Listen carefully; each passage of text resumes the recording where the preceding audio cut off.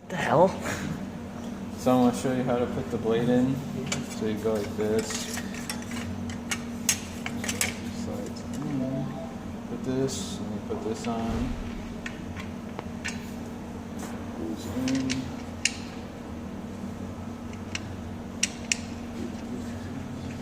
Now you gotta tighten it on.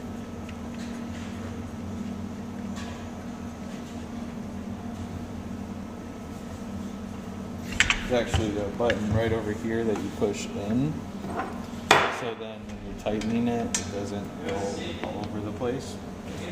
Just like that.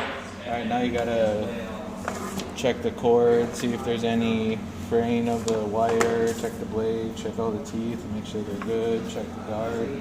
The guard is sliding good. Lockout, tag out, we would have a red box, and we would put it on and lock it out, you know, pretty easy stuff. On and off switch is right here.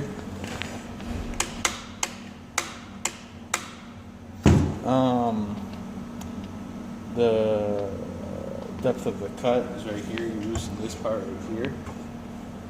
And then you pull this, and it slides up and down, whatever way you want it to go, or how deep you want the cut to be, or how not. Bevel adjustment, that's cutting it at an angle, so you gotta loosen this part right here. And this slides, wants to slide. There it goes. Cut at an angle like that, 45-degree angle, stuff like that. Just slides right back to 90-degree, lock it again.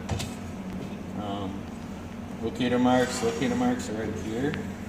You can see them. Right there and right there. When you're cutting normally, you use this one, but if you do the bevel, use this one for the 45-degree, so it cuts out a straight line. And to prevent tearing of a board, you can put tape on each side and move at a steady speed so it's not splintered all over.